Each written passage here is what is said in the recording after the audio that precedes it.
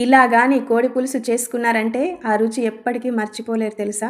నాటుకోడైనా, boiler కోడైనా, layer అయినా ఏది చేసుకున్నా ఇలా ప్రత్యేకంగా మసాలా తయారు చేసుకొని కాస్త వేశారంటే 5 నిమిషాల్లోనే వాసన గడప దాటిపోతుందంటే నమ్మండి. కూర నీళ్లుగా, జారుగా చేశానని అనుకుంటున్నారా?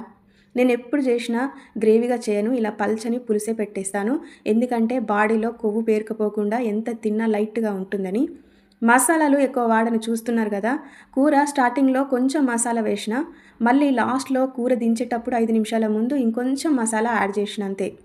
నా కొడుకు కూరలో టమాటా కనబడితే చాలు కోడేరినట్లు ఏరి పక్కన పెట్టి తినడస్సలు.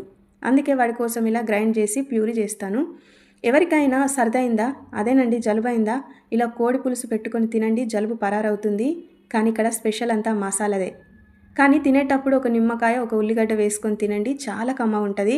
మరి ఈ స్పెషల్ మసాలా ఎలా తయారు చేశానో మీరు తెలుసుకోవాలనుకుంటే సీనై హోమ్‌మేడ్ ఫుడ్స్ ఛానల్‌ని సబ్స్క్రైబ్ చేసి బెల్ సింబల్‌ని ఆన్‌లో ఉంచుకోండి.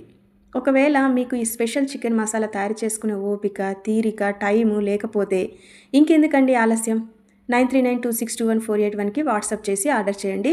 ప్యూర్ ఆర్గానిక్‌గా ఇంట్లో చేసిన ఘాటైన మసాలాను కొరియర్ పంపిస్తాం.